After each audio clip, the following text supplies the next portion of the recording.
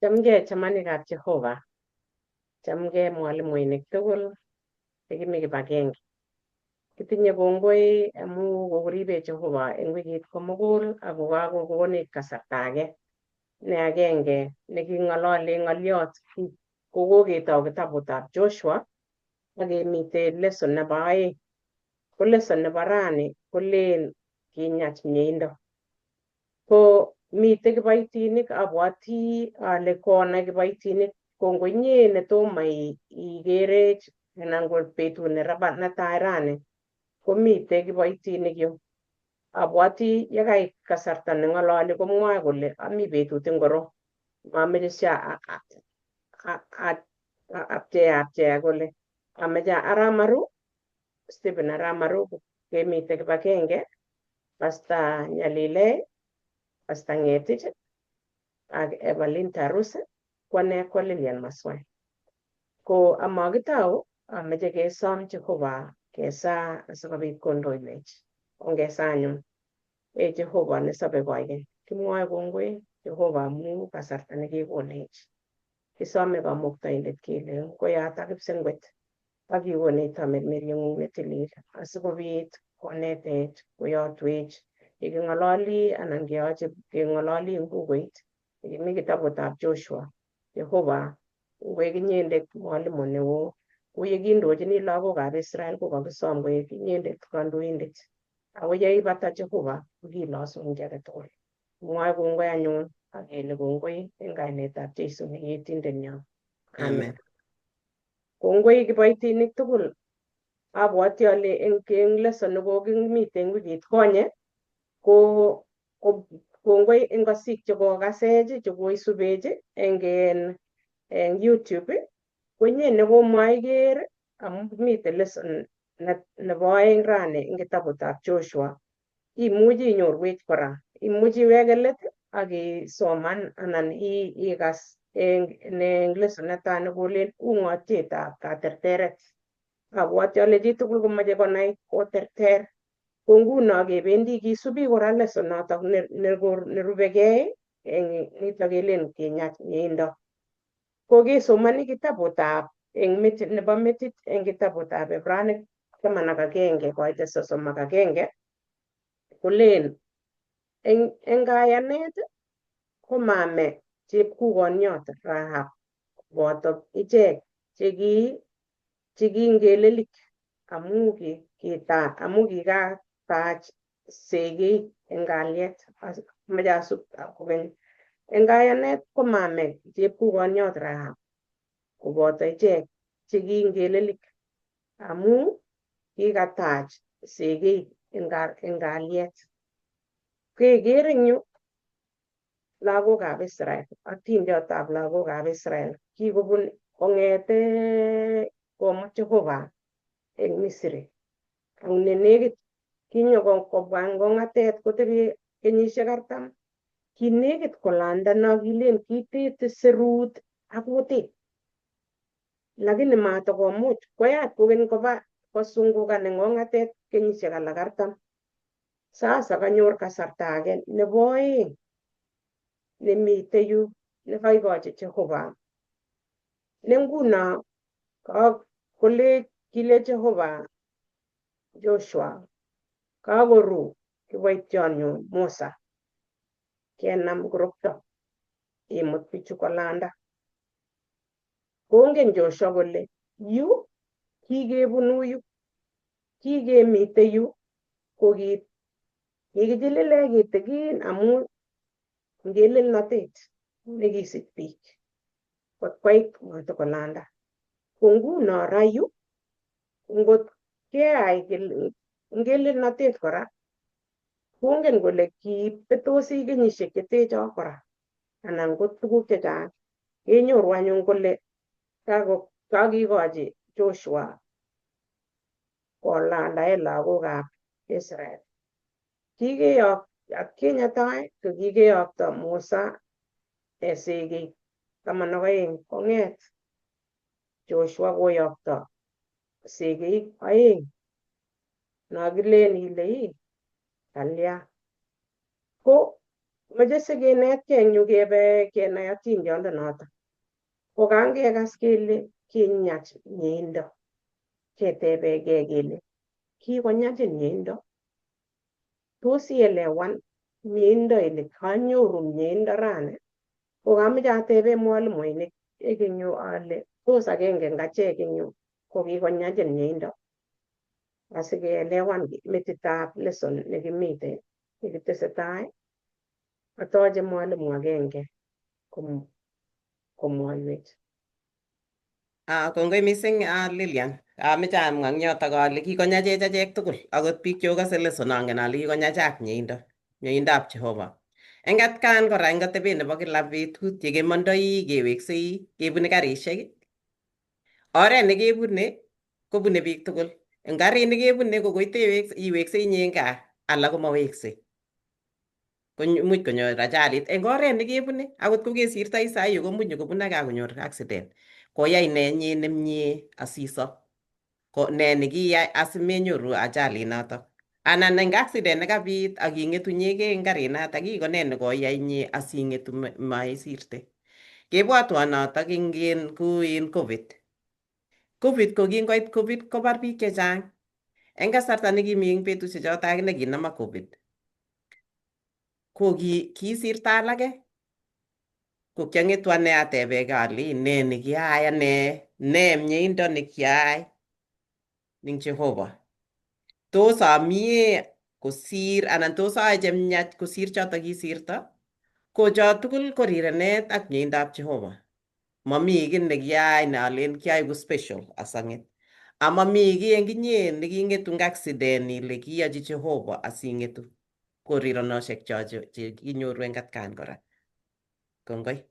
Kongoi Evelyn amu konyachin mieindo otuye kole kokonin erer akobwatun iker nguno biikab COVID amu kikiker tugul biik chekiba. Ketinye kongoi eng Jehovah amu kimi yu kibagenge keng'ololi ng'oliotab Jehovah. Ko iker anyun kiyokto Joshua akolech oba ibosekei. Komache sikenai kele kalya sikoyokto biik oeng ako atkinye kiyokto Musa mwalimuiyonyi 12. Ako keyokto mamwochi chitugul eng nganaset kolech kayokte, kiyokto eng siri.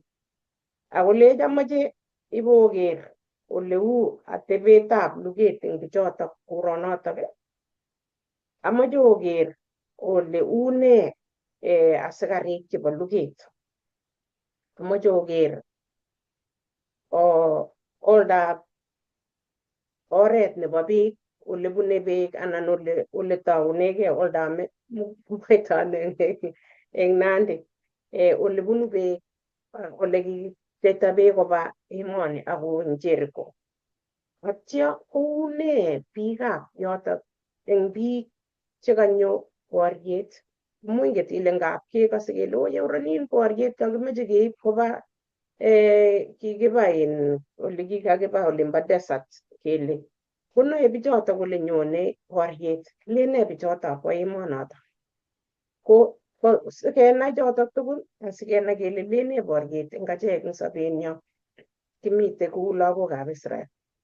Ko ngebe lesson nebo Jumambili kolen kasarta nebo oeng. Kasarta nekakikonin nebo oeng. Kemeche kesoman Joshua, kitabutab Joshua 2 koitet 1. Asikemi yotok 1. Kale Joshua, yutok kale Joshua, kale kiyokto Joshua weritab Nun biik 2 eng sitting koba eng ung'ot kosekei emet kolenji oba oker emet ab Jericho. Kiba anyun ichek akiit kotab chepkukonyot neki kainenyi ko Rahab akiruiyo yotok. Keker yu kele kekas kele kiyokto Joshua koba yundo.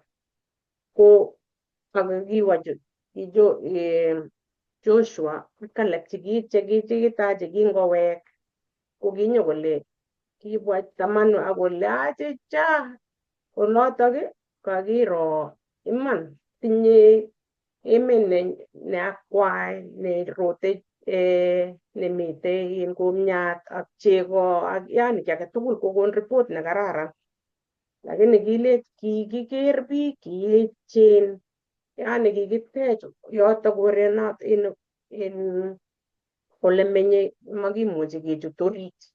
Kolech kokingeker bichotok keu talamok chemengechitu kabisa kotobotio biik ak Kenya tai.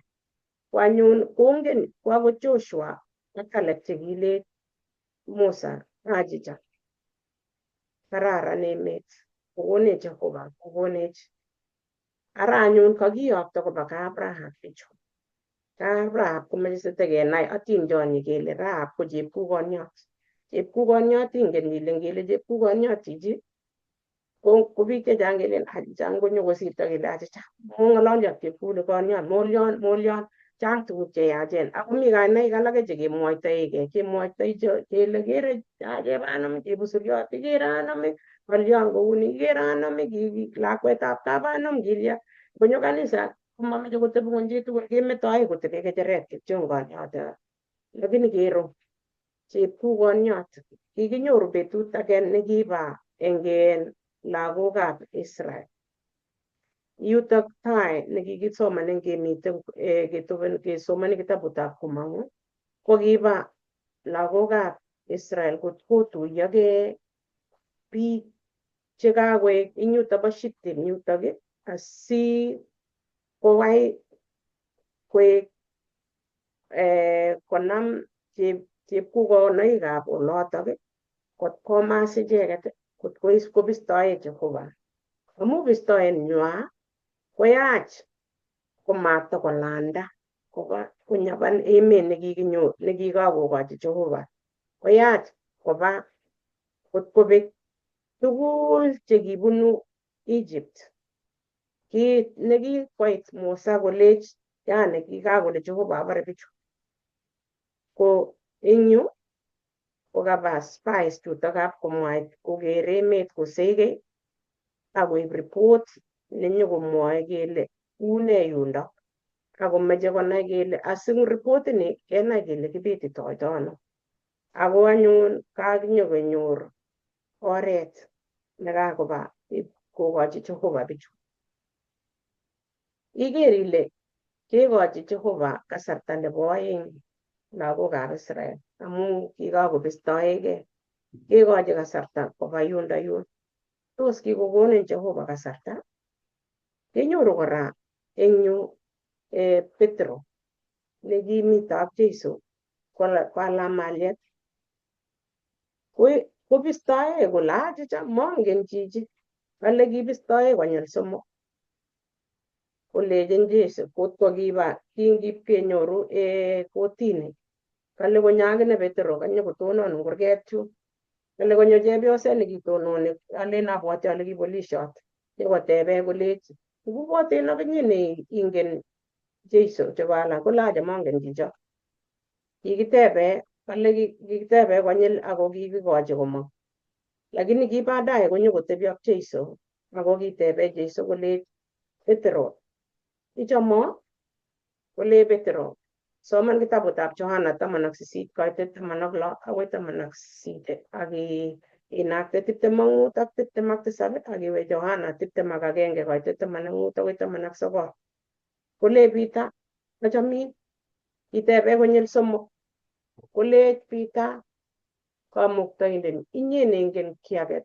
tugul yani kakokongei ingen ngap ketebenin koteilen ingen achamin kotome yani naimwoe kityo eng kutit ichomo Peter ichomo Petro achamin kamuktoindet kotakas yani iwalake nailen ikose aikai amu kito nekamwoe kotep komwa nebo somok kokochi Petro kobwat kiy age tugul nekikoyai atkinye kikolech yeing'urut kipsoiwet iesio kibwat Petro tuguchoto tugul kolech kamuktoindenyu ingen kiy age tugul, yani ingen sobondanyu mami kiy neung'akse.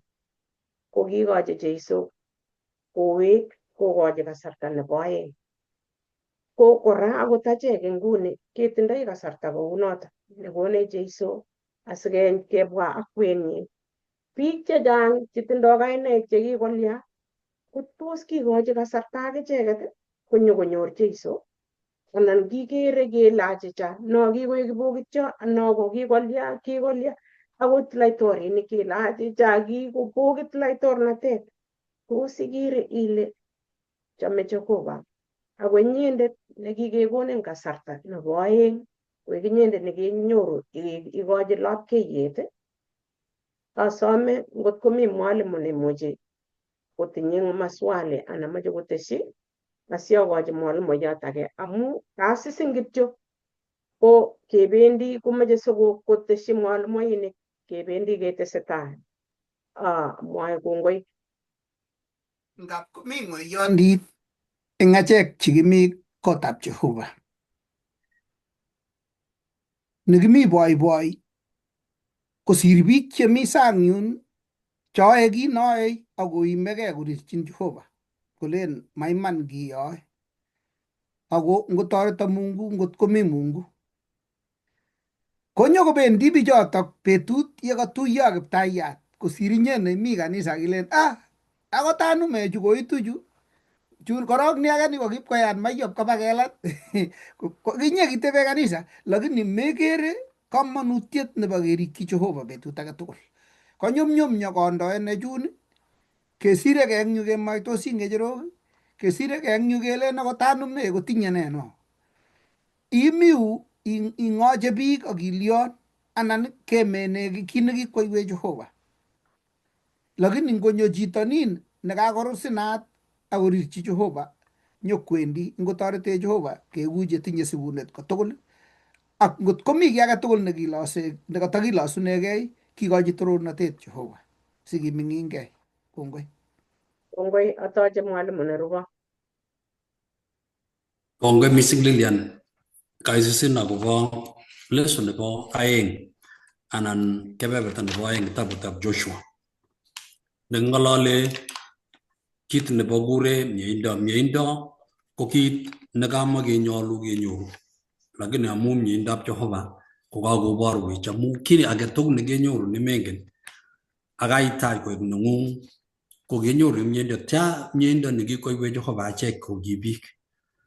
Ameche aker kityo atebet eng kebeberwek chemakibwoti, amu tab kobit atebet nekararan kotikwong ile angokararan chichi akotomo kosik.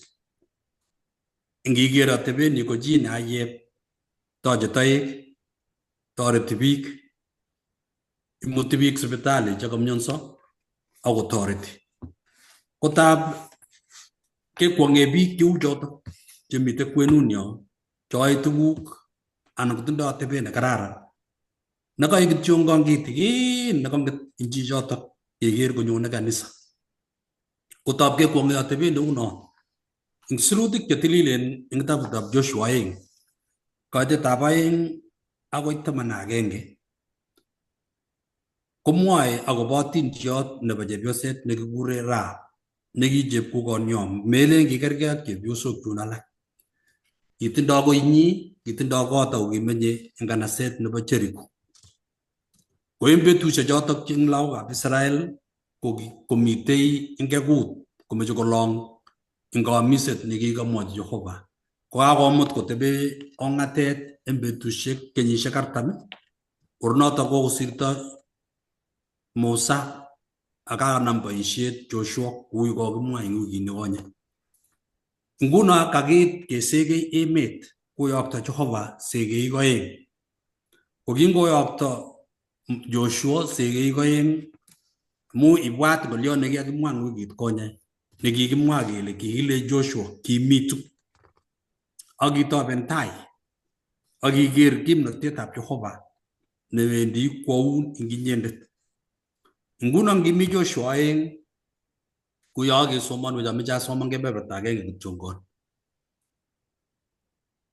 Kale kikiyokto Joshua weritab Nun kiyokto Joshua weritab Nun biik oeng eng Shittim koba eng ung'ot kosegei emet. Kingat ichek kolenji oba oker emet komugul, mising ko Jericho.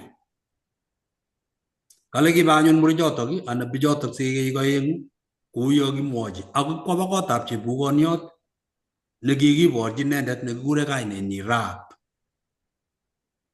nekimiot.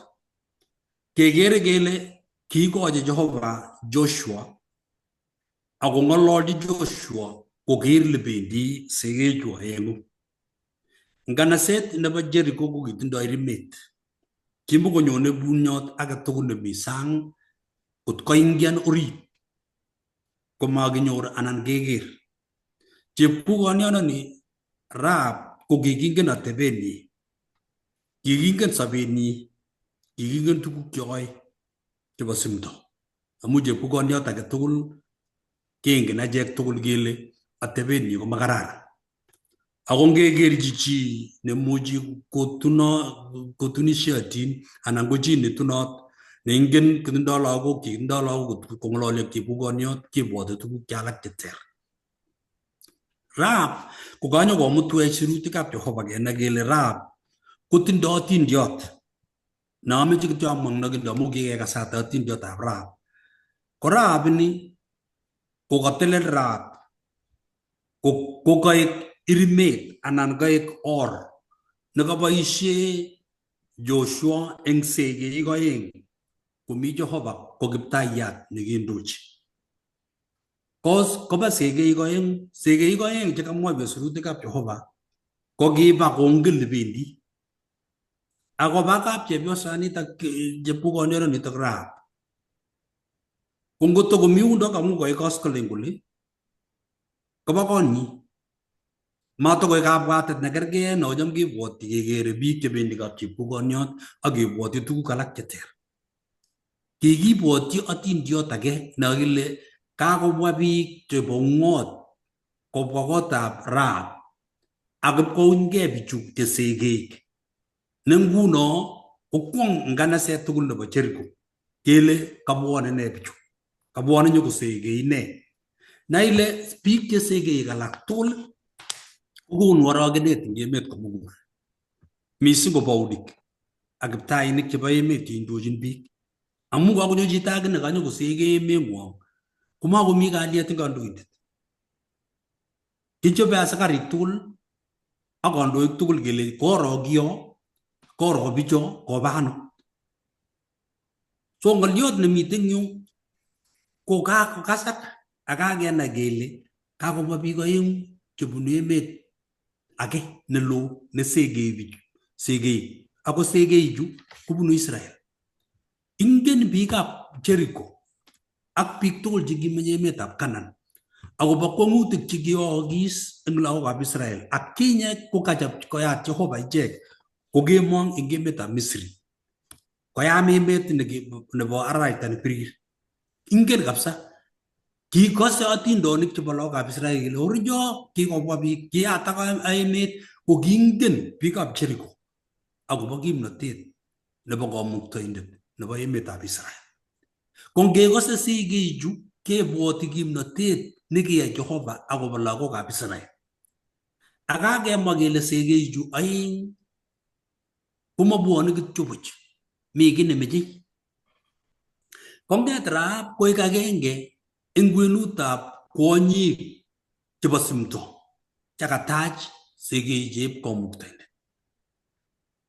Ng'oliot nekaking'ololen nemeutie ko atebet eng kebeberwek chemakibwoti. Mami chi neibwoti akobo chepkukoniot koek inendet nesoru anan koribe biikab kamuktoindet neturur. Mokyin biik tugul chi chepkukoniot kokikwai ak kikomwa chi tugul kele ya. Mami chi nemuchi kokat. Kwanza ko kwonyik chekiketun makoi makerchin chi ngoskong ngot boiyot akoker chepkukonionotok kotos meiyo chepyosok chun alake kole ne nekeker kosir. Ko kawaida kunotok kwonyi ko kinaat ak kikakole biik it's written off. Makemeche ako makimeche kebun oret ni. ngonyon eng oret ni kemostoi kebunu oret ni. Konget kwonyi eng atebenyi komatakotestai ak atebet nobo simdo. Kowalak atebetab simdo koek sorunet nekaboisie kamuktoindet chito neya eng atebet neya kotach kipsengwet eng muguleldonyi ak segeik. Komut akoi koinyi. Kingakomut akoi koinyi ko magetab chepyosani ko kachobok muguleldab kamuktoindet kochob inendet eng taget nebo biikab Jehova. Kinaat komie ngisoman kitabutab nekibwote ng'atutik 9:5 komwoe kole ing biik chebo bororiosiek ko kikong'at Jehova koloit ak kikonai Jehova kole bororiosiechu chetorobek komotindoi tilyandit ak inendet, kikotil kirwokit akobo ichek. Anga matin kiketil kirwokit akobo nganasok ak kebeberwekab biik kotokomi biikab Jehova chetomo keker ako tomo kosik. Kergei ngot akichek tab keker chi newendi AIC, keker chi newendi Catholic, keker chi newendi Pentecost, ko kimuchi kikeyochi achek kirwoket kele cho kikobetyo. Achek chekimi kou ko kisoso, kimi komie. Komakingen kele angami atebet yun ing chitab Pentecost anan ko chitab Catholic nemi orit yun anan ko chito nebo Islam nemi orit yun netindoi atebet nekararan nemutai komuchi koboisie Jehova kosorune kit nekamache inendet. Ing yu kokanyo kokonech atindiotab Rahab nekakomut segeik ak ipkowo ingo. Amu akokebar. Korok netai akokebar bichu. Ko amu karib Jehova simakibar. Kounyi icheket ak kong'ekab chepkukoniot. Ko chepkukoniot makache chi korok kwo koinyi. Naile korok chepkukoniot makoi kanyi siwek koinyi amu kibwotinin cheyachen. So nguno kap kouny chepkukoniot korok kokakeker ing atebenyi no kingen simakikerchin koindo ile kewendi biyoe ne. Sikoi kityo biik chebendi ko asikarik ak kandoik chebo emet cho kiyokto. Kokapketebe kele koit asikarik ak kandoik chekimi kolebe kolech koro bicho aeng, kero bichotok aeng, komwa lembechek kole maro akong'otin ing kot. Ko ngomwoe chepyosani lembechek chelen maro komwoe lembechek amu atebenyi notok. Cheplembechwet kingen kele imuchi komwa lembechek cho kingen is kila. Ko lembechek chekichom kong'en kila kokakewal lembechechu koek lembechek chekakisorune biikab kamuktoindet. Melen kiyan Jehova lembechekab chepyosani, lakini kang'et lembechek chik chekatoret kosor biik chebo kamuktoindet. Ako kinaat bichun koyan chepyosanatak eng lembechek chik. Melen iyoni Jehova lembech kemwa. Ko amu kiboisie kwonyi ing atebenyi nebo torobek ko kiyanak ing torobek lakini meyanat ing Jehova. Ko ngimite Ebrainik 11 koitit 31 kemwoiwech akobo chepyosanitak atindiotab Rahab. Ing atindioni komwoiwech sirutikab Jehova tuguk chekiyokis eng kwenutab biik chetun bendi baunatetab Jehova ako biik chekibwoti ak chekikisik ko Rahab komi listit nebo biik chekisorune. Rahab komi listitab bororiet nebo Jeiso netun kesiche Maria kobun kap Joseph. Naile kwondo ne chepkukoniot kokakowal Jehova tuguk ak atebet neya koek atebet nebo komonut. Soma agenge komwa kuni eng Ebrainik. Eng kayanet ko kimame chepkukoniot Rahab koboto ichek chekingelilik.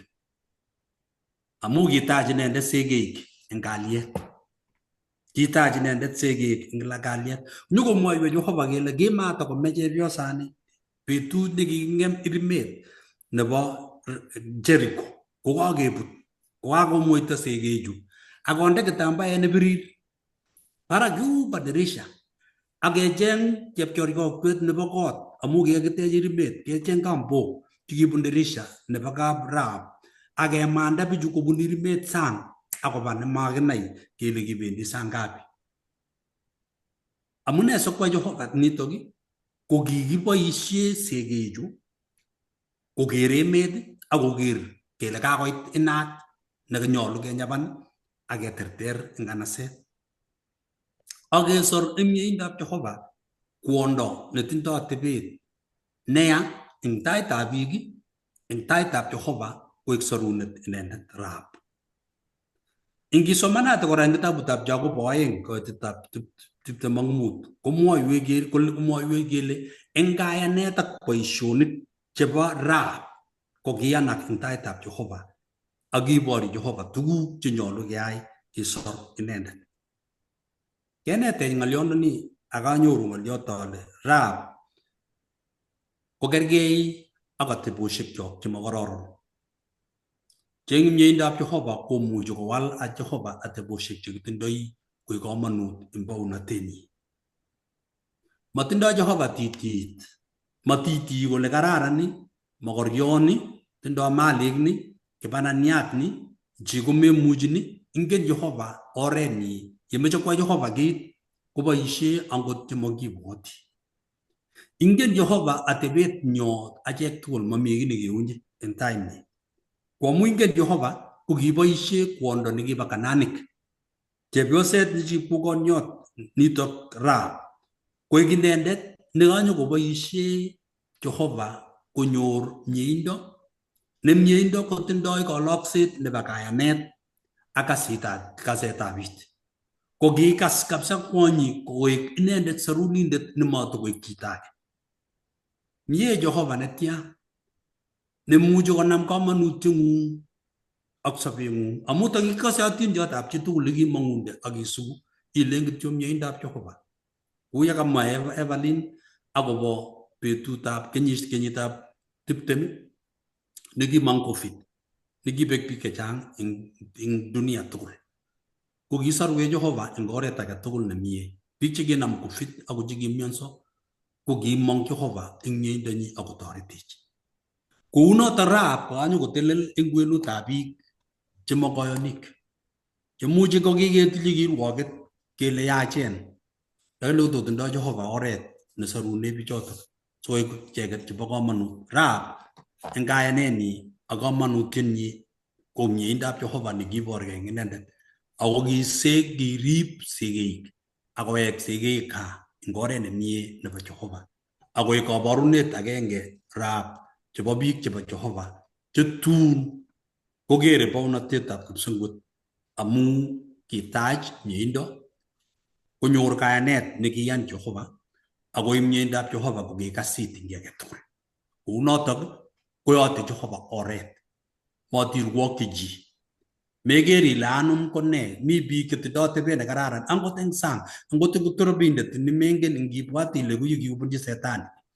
Angot kimaiyat ne mayek nebo kum mekwonge tun besho kose kimaiyat nekikingen kicham kurwe ba, nekicham kurwe ng'atatek, tun koesik akoek kiboition ne inegen nebo Jehova.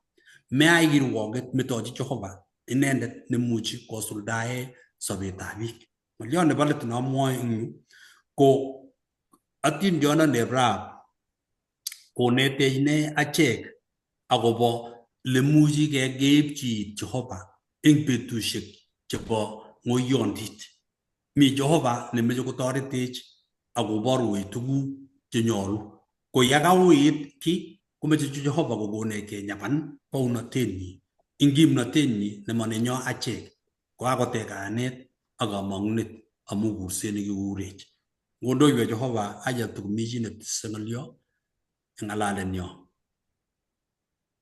Pastor kemwa isoman kitabutab Abraham ak kitabutab Jakobo. Boisionik chemyachen chekiyai Rahab. Tos agenge eng boisionik chotok ko lembechek chekiwech Jehova kokororonitu. Moche keyai bukuit eng kitabutab Joshua 2:8 akotestai 11. Kale kitom koruiyo bichotok kotokosta kabokoriondonotok kwa ole mi ichek eng kot barak. Netai ko ngaki chepkukoniyo chepyosoni ko kitinye rumishek che kikikombwondoi olutos toek. Ko kiyoe mung'aret nekiyoe mung'aretnyi nekiya, ako kitinye kora mung'aret nekibo korik ole kinyokoruiye toek. Ko kikabwa toechu. Ko ngetomo koit sait nebo ruondo, kwo ipkokony kurget tatyo kole katinye ng'oliot nekamache amwa. Kolechi ne koitetab sokol. Angen ale kikokonok Jehova kamuktoindet emoni kobun chok. Kikobutyech anyun kamuiseng'wong ak beku kawai biik tugul chebo emoni eng taing'wong. Amu kikekas ole kiyamda Jehova beekab nyanjet nebirir eng taing'wong yekyobwone eng Misri, ak kiit nekiita laitorinik oeng chebo Amorik eng Jordan bitonin, Sion ak Og chekikibar kikes.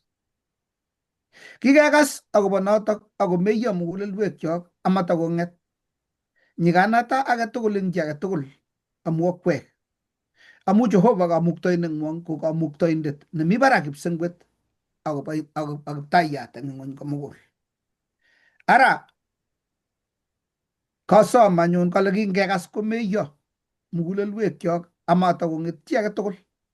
Ara anyun asomok ale oyosiewo eng Jehova amu kayoywok nemie, oyochi nemie ak okwek kotab baba ak kokono kabarunet nebo iman. Kasik chepyosoni kole kiakas akobo Jehova ne kiptaiyatab kiptainik tugul, akot kanamonik chekisoe ak atebet nekitinye eng yu ko Jehova neng'wong inegei nekikekas. Mi biik chematin komi maiyek anan komi yemi koimegei kocheng'e imanda akorirchin Jehova kole ngot komi Mungu kotoreto. Ami nyalilda. Mi kitabut nekekure What is so amazing about grace nekisire Philip Yancey, komwoe atindietab professor nekikure Tony Campolo. Kikowo tuyet nekimi Chicago, kale ngami saa 9 nebo kemboi kong'et ake kolecho ng'et. Kale abwat ale kale ne, kale kochicho kolecho ng'et.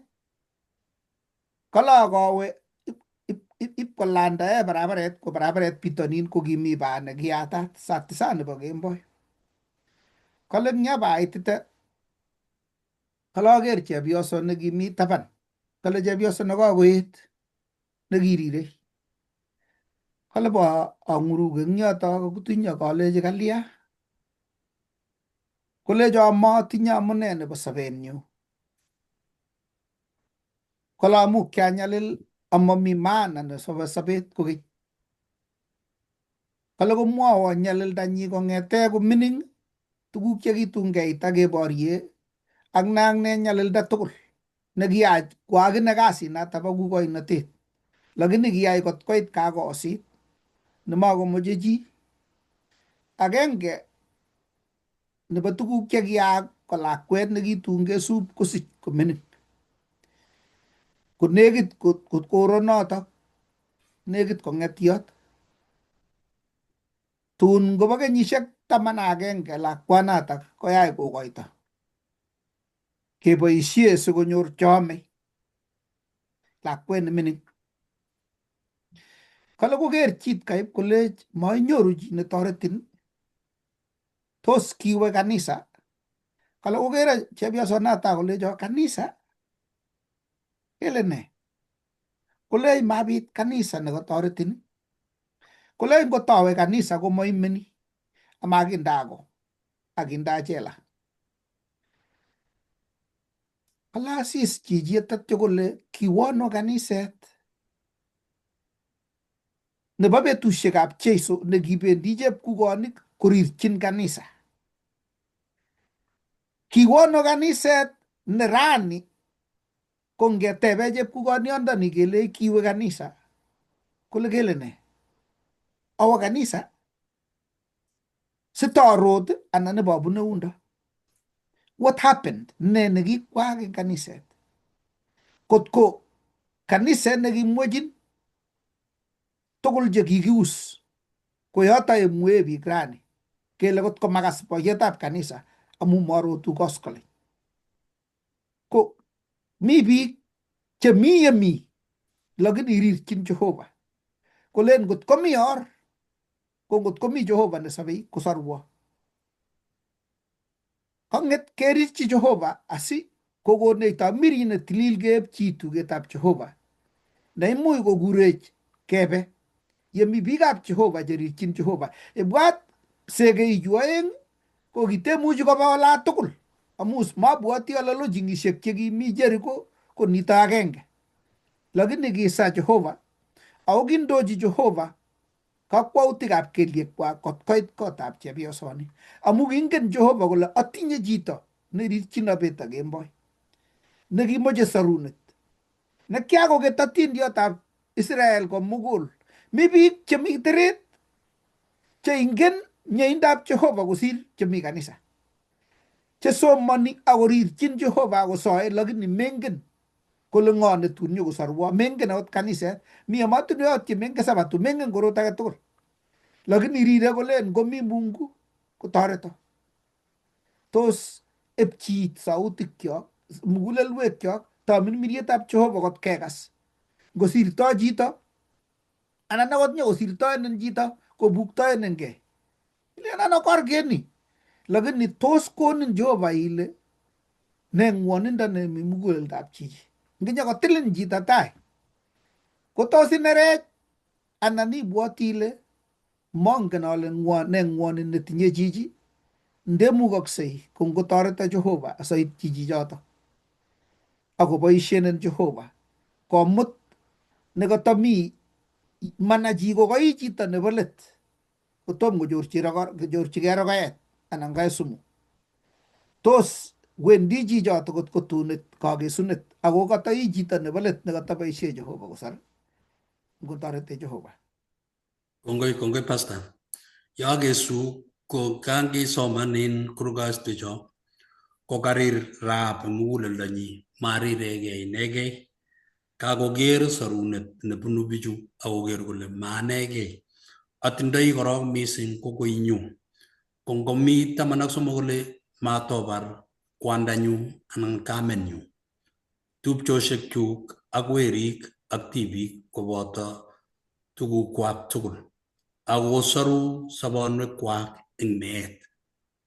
Kakosik muguleldab Rahab akakomwa kole oye maanegei. Atindoi kwandanyu, atindoi mama nenyu, atindoi tupchosyekchuk che werik ak tibik, ak atindoi tilyanutikchuk. Oye mobar bichu, osorwo ak bichu tugul. Na ile rirekab Rahab kokeopchi koinywa korok sinai ile anga sorunet kong'ete inye akoi ng'wong sikobit koyaptagei koit biik alak chun che choronok. Rahab ini kokakotiak muguleldonyi akakoker biindab Jehova ak kimnotetab Jehova eng loindo, eng kaset kityo akobo kimnotetab Jehova nekiyochi lagokab Jehova. Nitok kokebwatwech kole kuya keteb pastor ko ng'olyo netebe ng'uny kumyuno kaniset netindoi rirenet neu nebo Jesu nemwechin biik tugul.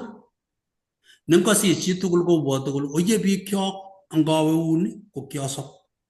Kakesorwo ane kiptengekyot ak biikchuk. Ako yutok yamwechini kikoek kanisa rani betusiechu makele nekimwechin biik, kikoyesta biik. Angot biik chekimite kanisa amu kikewaskei, kelya, keimgei eng kandoinatet komakomi sobet eng kanisa. Kertoi bikose kaniset kakepirkei, tabiker kaniset kakeker kot, tabikose kanisa kele uye kakotor konyo boiyotab kanisa kotor boiyot age. Ikose tuguchu aaksei. Ako biik chekose ko biik chumbo sang. Kokakomwei kaniset eng atebet nekinye nekikas Rahab. Ako nekikekas Kamuktaindeng'wong, oye kongoi Jehova amu kaimutwa soike yu maanegei. atindoi kwandanyu, atindoi mama nenyu, atindoi tupchoshekchu koriregei ak sobetab koinywa kole matingotumesor chun alak chuni keker kakoit meet any ako akoendi kebore biik tugul eng emoni kiker tai ako kisor Jehova inendet koiye ongeker tai akichek sikerire alak chematindoi kamang'unet ak kiek chepyosani sorunindet kou chepyosani kinye nebo samanik Samaria nikinye nikiwenchin Jesu akobo beek akiwek nganasenyi kole oboro chito nekakomwoiwo tuguk tugul roni anyun Rahab nikinye kende koek listit nebo biik chebo koyonik ak bororiet tun kesiche Jesu eng kobun inendet matingo ki chepkukoniot ko kibukto Jehova tengekwokikyik ako kinyochi kat eng mieindo ngatai kiboityo nerubei. Kongoi Pastor, kotomo kebeberta nenyu amu namegei ak neng'unget. Kokeim sobondanyu ng'oliondonoto kemwa amu ngae chepyosoni tuguk cheyoe kobwoti koinywa tupchosiekyik ak chepkametisiekchik. Manachi komi biik chemi ole mi, lakini ku chepyosona kamwoe komami oret age neingen kobate yoto mitei ngo kiyoi wirgi ngo kiyoe ne, lakini kitep kokorom kokasa saet kole tun yobwata obwat baba ak mama. Mongen ale tia lagok cheketinye ako lagokyok che sista timin chekimeto kanisa. Manachi kokibolyo kwan amu kaesyo kong'et kemusta kanisa anan kokelach ngoriet nekamokonyolu lakini yekataking'ololchin eng or nemie kotoi luget kot kosirgei ak kwan ingelen kotonon lakwet kole kalya koek luget kot komanda lakwanatak neregek ip konyor kotopche eng olin konam suik akoita tuguk cheyachen lakini kit nekakataune ko kit nekamining ko nebo let kwo lakwanatak manachi ip kobur kotun tolen kowek koriran kole Jehova kolenji kole kwan mutyo asome nyoetab kat kelechi acha uinye ole kibo lakwet kikeng'et imbirgei ngoi imande kwo kunotok ip kobetot lakini nebo let korire korirchin Jehova kosome nyoetab kat kole nyoiwa kat lakini toreto siamuch anyochi kat baba nenyu akine. Ko ingiimigei ilen kinyokokta aibu ak boyotab kanisa korire korirchin Jehova amu neregat lakini mwisho kometo neregechatak akosom Jehova kole toreto siamuch anyochi kat ak tun isoru akine. Ingelen kelechin ngiangonyo kakonyalil kakinyoru mi olomi street miono ilacha ikonyo koaibishanech ko kasaun lakwet nemi sang olin iame mbungo kaek chepyosoni anan likely evangelist. Mongen ale ndakikisire biik chebo kele Bible instructors anan ko Bible lay workers kokitata chekisire chepyosoni kele kakiyokto kwamda nitoni kwanza kowek pa ole kicham komi komatabu tab kowekse anan kwendi agenge so mi ole ngap kepangan tuguk alak che eng kabwatutikchok ko Jehova inegei neingen. Kimuchi ketil kele acha memukoksei. Ng'oliot age nemi eng yu ko kanyo chepyosoni eng kebeberta nebo kwoeng kasi akonyo kosom tilyandit ak katuiyetab kei nelel kometo biikwak kolong bitoni. Ibwat hatari nekinde sobenyi kouny bichu amu kakonai ine kole atile awo kotab Jehova. Kergei ak yo ngap kobit luget simanachi kokakebargei bororiosiek cheterchin kot ko kakebaran ak chito lakini ko agenge eng biikab kutinindanin ko kanyekeuny eng yu ak inget ile ngotiuny bunyot kwotan kwot bunyot ikose maat ngot kenamin, lakini kiyan chepyosonatak kole ngoek chekoek, lakini aunye bichu amu kanai Jehova nenywa. Ibwat ile kialda sobenyi konde katit rokoet anan ko rotwet nekitakibore inendet, laki kiyan kwalekei. Ko noto amune kamwa eng yu kolechi eng koitetab 12, asomok ale oyosiewo eng Jehova, amu kayoiwok nemie sioyochi kokwee kotab baba, akokono kabarunet nebo iman, simobar baba anan ko kamenyu anan ko tupchosiek che werik anan ko che tibik chekitupche tugul, siosoru sobonwekwak eng meet. Ako kilechi bichoto anyun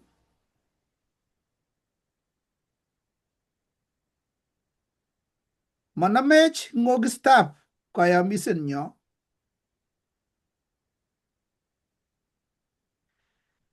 ingot ko memwaite ng'olyondoni. Kero, yekiitu emoni irotyi borowoni birir tirisiet nekechortaenech ak iyum kobwa kong'ung kwandang'ung ak kamet ak chotupche.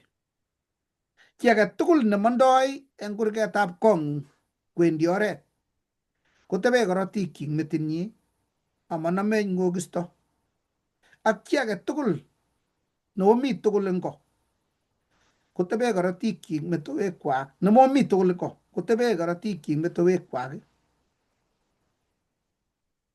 amabotech. Ko kakoyat Jehova oret nebo sorunet, kou eng betusiekab Paska eng komong'u 12, ko kiyakinde korotikab arwet tukatukikab rateiywekab tukatuk nekikure marokot, ko kikindoi tukatukikab kot ak rateiwotab tukatuk notok kikure marokot korotik ak age tugul nemi orit nebo kurganatak kesoru kembounot. Kimi biik chekiboto biikab Misri chekiyan koskoleng'unotok Jehova nebo Israel ak nyokotebiso ak bichu ako kikisor. Takoyatat kurgetab rirenet, takotinye Jehova biik cheloen, mi alake kilabusiek ak bainik, mi chetokomi maiyek, mi chetokomi kukoinotet ak boisionik cheterchin. Ako eng taikayat yekakas tugetab Jehova kokure Jehova ichek amu Jehova nebarirgei. Kou yekisor alak chechang eng Misri kotinye Jehova biik, kou notok ongebe mutyo mache ikel, simasibisartae ile po kikobet no. Tinye Jehova biik ako tinye Jehova lagokyik eng muguleldong'ung inendet, ko simakolen iker ile kiotebe kanisa kikayai kasit neo, chu koitu kobunu maiyek ain chu, ngiany akot kobek arawet iro mawek nipkoe maiyek maberberin.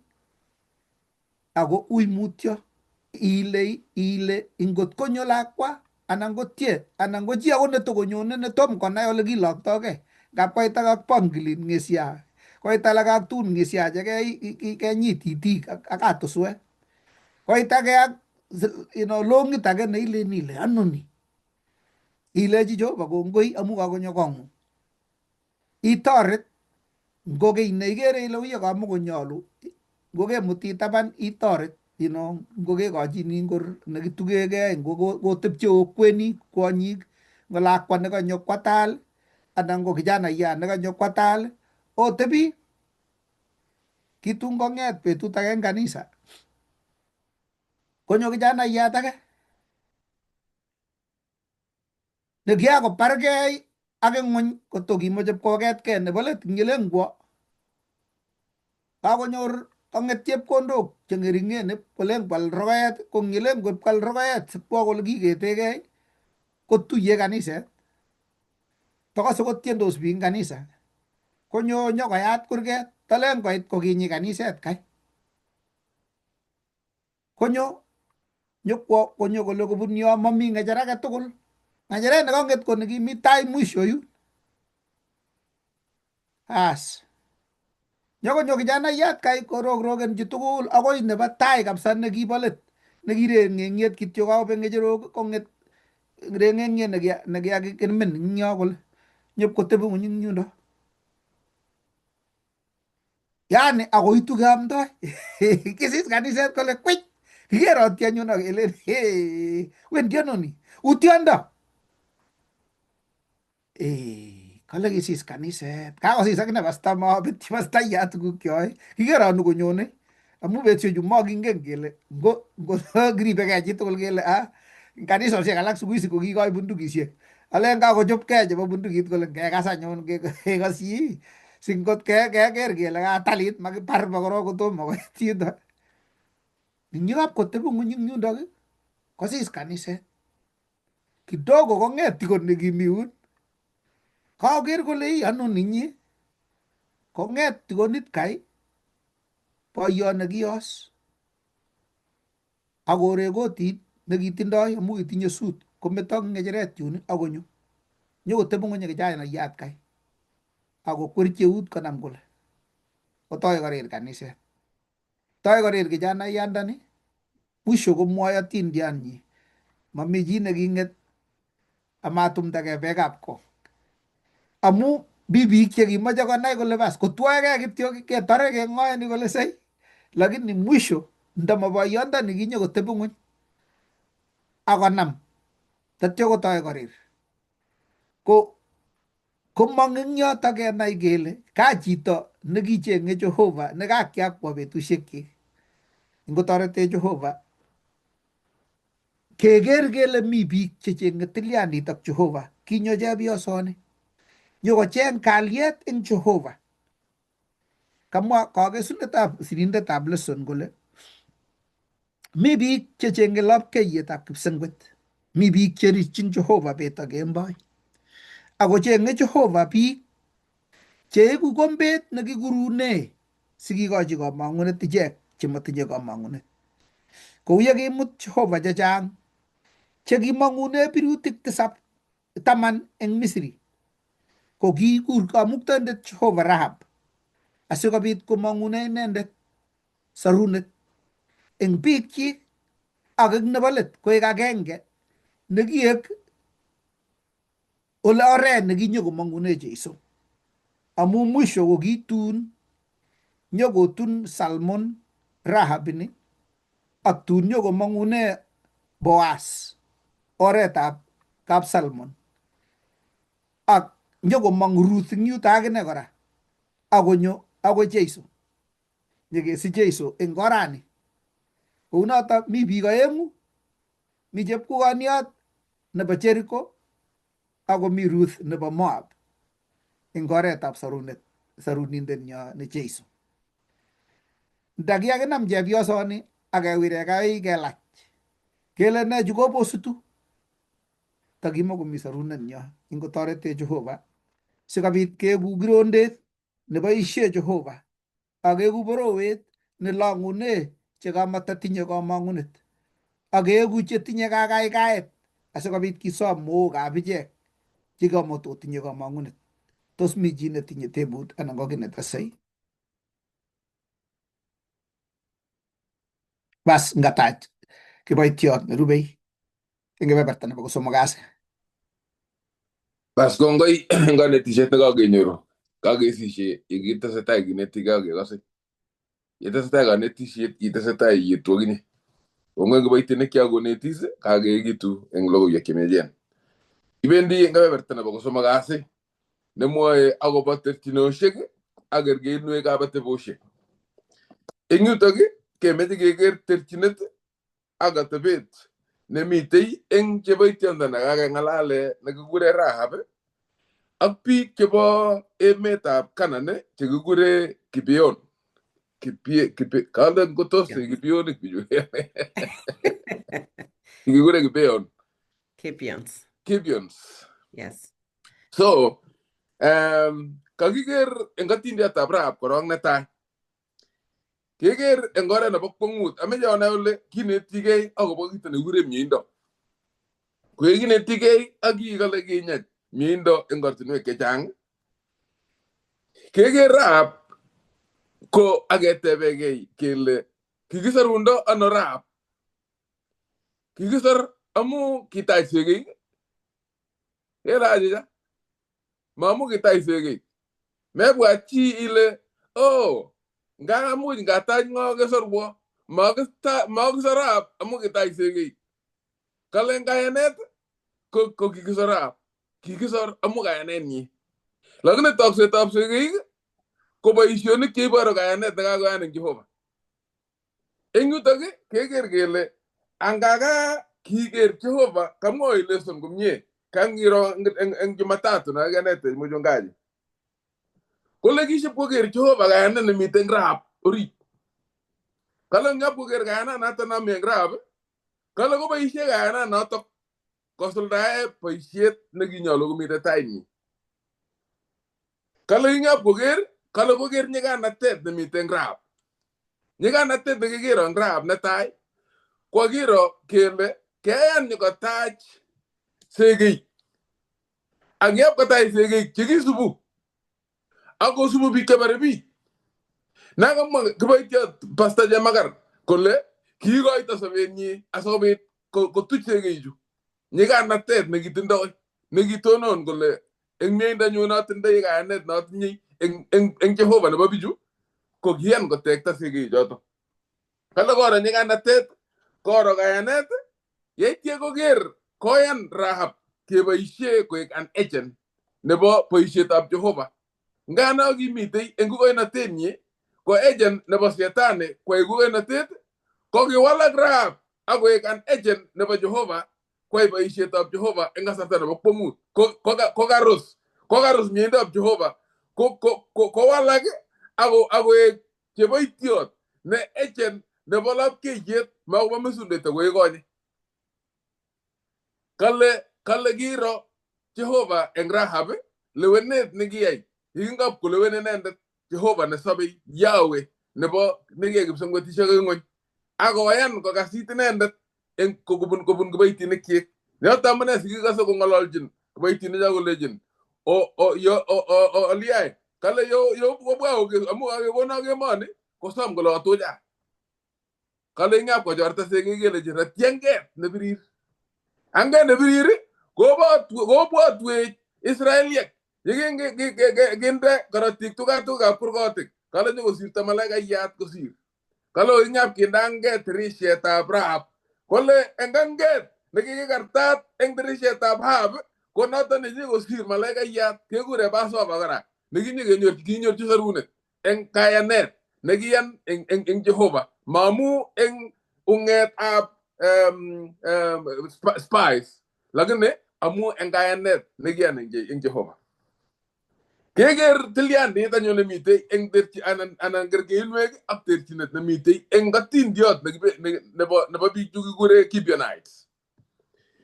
Ngesoman atindetab Gibeonites kenyorchini Joshua 9 koitini ko agenge akotestai. Keker eng koitet agenge kele kinamgei laitorinik tugul chekimitei emetab Canaan. Kale choto ko Kiitik, Amorik, Kananik, Perisik, Hibik, Chebusik ko kale kiumgei laitorinikab bororiosiechu tugul. Yekingap kokasan lagokab Israel kele rochu bwone lagokab Israel koinvadeni emetab Canaan kakolong kochopkei laitorinichu tugul ak biikwak kole ongesetyi bororioni bwone. Kale koyumgei kobargei ak Joshua koboto Israel eng kabwatet agenge. Bichu kabwa eng kabwatet agenge kole kimeche kebargei. Kale ingap koumgei bichu komitei bororiosiek alake akichek chekimitei eng Canaan. Bororiosiechuto kekure Gibeonites. Agenge eng bororiosiechuto kinetikei ko Gibeonites. Ko kimitei oloto akichek. Komatukoba koboto Itik, Amorik, Kananik ak Perisik. Kolejigei aja. Keyai keboisie acheket formula age. Atindiotab bichu kikure Gibeonites ko kikokas ole bwonendoi lagokab Israeliek. Ole kimuch kong'etin koita luget ak olimbo Ai.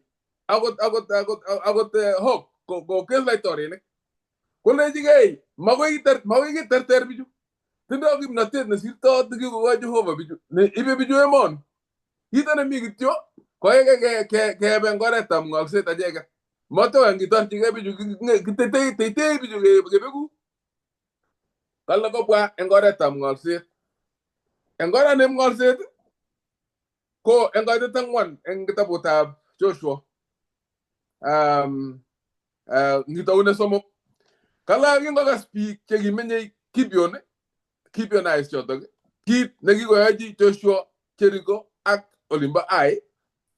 Kale koyai anyun ng'olset ak ichek akobo koigei biik chekiyoktoi. Eng yu ko kingobendi Joshua ak Israeliek koekilenji eng kitabutab nekibwote ng'atutik 20 ko 10 akoi 18 ko kikimwochi tuguk chekinyolunot kwai eng lugetnywa yebendi kwae luget. Kelenji eng kaitet 10 kele yerikyi nganaset neoboregei kakimwochi Joshua kale itebe korok kalyet. Kale ngwolun kalyet akoyotun koibu anyun biikuk. Ngitestai koitinet 13 kole ako nemayai kounoto kale obar owong'u. Kale kibore kiwong'u eng kaitet 13 eng nekibwote ng'atutik 20 koitinet 13 kole kibore kiwong'u muren age tugul eng bororiono. Yeityo kole kilulei kobokorio kakure kotab kor kobokorisiek chepyosok tibik kale kelulei koboto lagok makibore kolejas kiwong'u. Ng'olyoni nekekoi Jehova Joshua kowendi konyabani emetab Canaan. Kalas king'ep kokas bichu kekure Gibeonik kele kakobwa kongen kole iwong'u amang'etu. Ngot kong'etu kabokorisiek ak lagok. Lakini muren age tugul kikesu. Kolechigei Gibeonik ongebe eng oretab ng'omnotet. Amenye iro kale bukoit ngap keboisie ng'olyon nekikure ng'omnotet eng oret ne negative. Anan keboisie ng'omnotet kotugul ngele win ng'omnotet kekere eng oret ne positive nekingen kele ngweng wi anyun ng'om siborwe mekany ribegei. Komi age nelen ongebe ng'omnotet aga ng'omnotonotok ko oretab ng'olset. Ko nito nekabwa Gibeonites kole ongebe ng'omnotet eng oret nebo ng'olset asobit keng'al lagochep Israeliek keyaigei neuo kitoek chemakibo emoni. Kaigei ki neuo kamanda sang korok emenwa yeityo kobwa. Ko kale king'ep kobechi kale kobwanchi lagokab Israeliek bichu kekure Gibeonites. Kale kochob in kale kuniok. Kale koib kuniok chekakoyosekitu. Echeng kuniok cheosen chekikokereris chekikomunyo koyosekitu kikeboisie keny nea.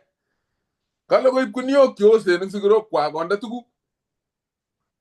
Kale lolotunwek chekikende divai. Kale koib lolotunwek kikoyosekitu. Lolotunwek chekikokereris ako kikenabanab. Ingele chito nakokin konde kirageshek kokinokin ngoroik bicheke yeityo kole asikobit kobwone kochopchingei banda kobwa kotuiyo ak lagokab Israeliek. Kweosiek chekale kilach kweonik kale kilach kweonik kikoyosekitu ako chikekinokin kikekwerchi kirageshek kepir kirageshek kweonik. Kale yeityo koib makatinik che amitwogikwak chekinyip komwochin bichep Israeliek kolechi kokiamonu eng oret koib amitwogik moboroik chikikoyomyo cheyomyotin kabisa amayomyotin kityo kikoukyo.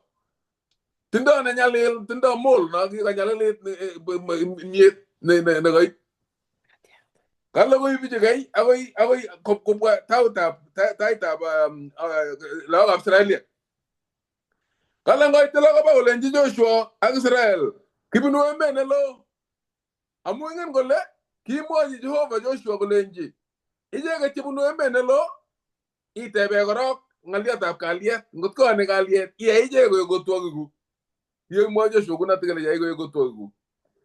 Bas, kongo bwane ko tinda gongen ngalya na to kole ay biju bi keloin ko yo tuog ko nguno ngebe ke maite ke ko bunu menelo asige ke go tuog nga go bo emoni kero ngam na tet ne tinda ngal set yani ka ba ishi ngal set asobi ko sorge ne barab ko ma ba ishi ngal set ka ngal yon ni go mo ngaman tanyi ne tinda ak kayanen ne tinda Jehova aksarunde ne ngole nyoru ak bi ab konni aksarunde ne bay man ne tey ne kasar Jehova engamanet ko biju ko ke ko tigey kay engol set ngagar gay ole ga ngalal daita ak le ngalal daita rap ki marap ko le hi ga sa tin diong wong hay go na kyo wa mon ni ko ngalal sa ki pick up keep your nights ko mo di la Australia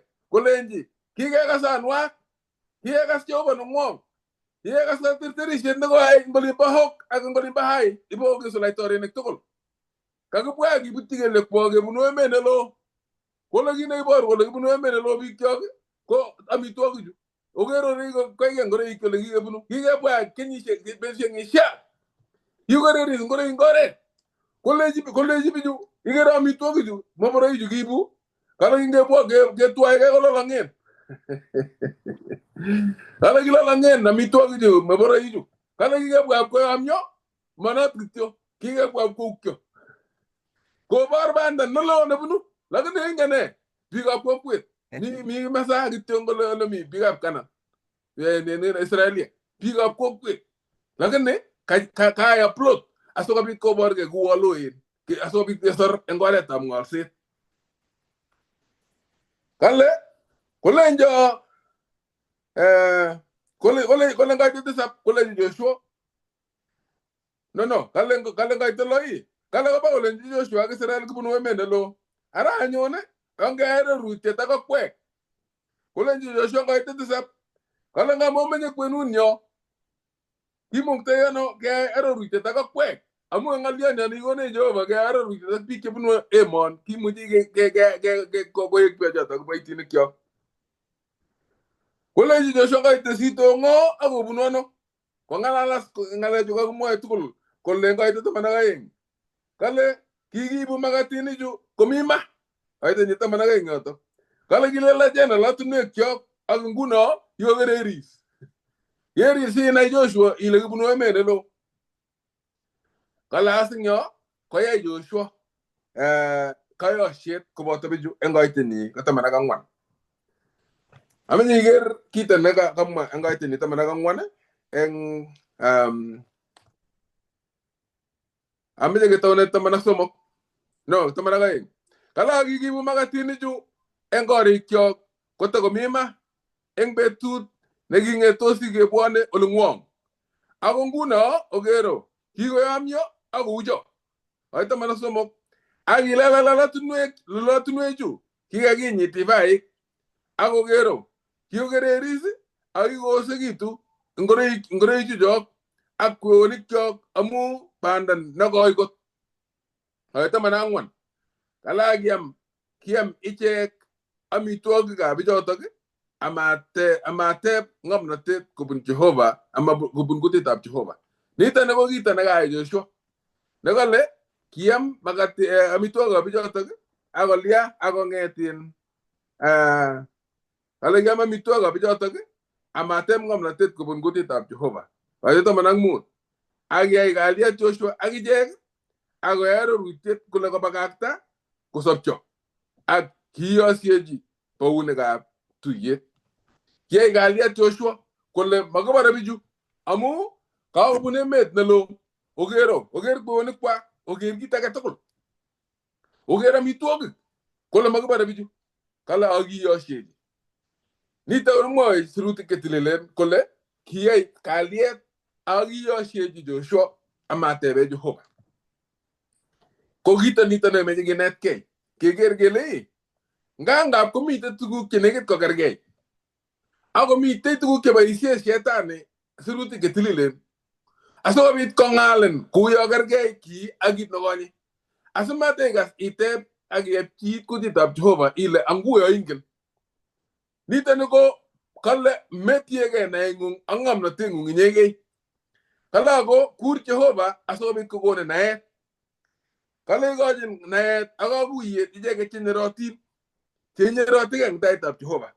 Ko mateb Joshua agu kienglet ko taaj pik che kaga gimo nyalo ge taaj. Kwai ga ya shiet ak pik ci gimo nyalo ki yo shiedi. Amu ga bua asobit ngore tam ngoset ko berbere je. Ko ngala we tabuta Korindo ne bayeng Korindo ne bayeng taman agen ga taman ak somok. Ngaso man yoto. Korindo ne bayeng taman agen ga itene taman ak somok mo go ne. Kalamu pik yu jota ko jigi akta jabalam bech. Ke bay tine gap ke nishet. Ke wala gay go e kigi akta ke ba Kristo. Amami kwanget amo setane ko wala gay ko eng malaga ya tablap ke yet. Magi ne wanyon got ko wal ke otwo ki kwai ke bay tine gap manda. Ne ga ge sunen wa ko na mege ak paisione kwa. Ko e ga teboni keger eng borodia ne kibione ko gien ko baisie ngalset agoma matep Joshua ko tebe Jehova ke kwai ga sie Joshua ne mite ngalset rit ne ga baisie ma baisie tamre tap Jehova asobit ko borti Joshua ko leji ne nyalu ge ay ko tukul ga nyoru tuku ke juta je nyalu ge siaje suruti ke tililen ye bor wet ko le mienda nyo ne gi goite ne gi gone put ko mienda nyo ko atul ne nyalu ge baisie ngore ne nyalu mati le gitongon ngogo ji mienda ci aga tukul amu ki egonen mienda laga ne goite mienda enga ndo set na bata me miri de tiri le ba Jehova yendo unda mena tab Jehova goite mienda I goite mienda ko bais ko ga tur ne terori ago juti dango bondi sango ko ye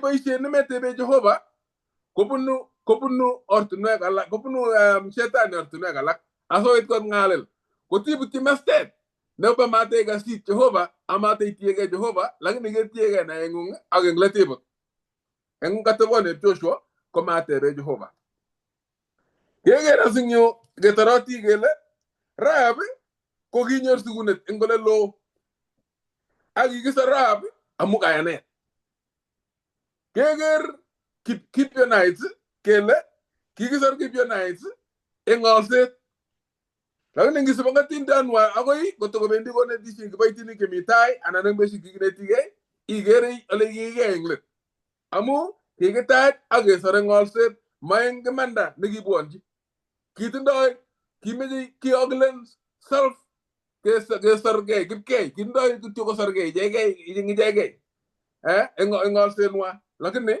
rahab ko gi jenwen kimeji sarunde ne ba man apiki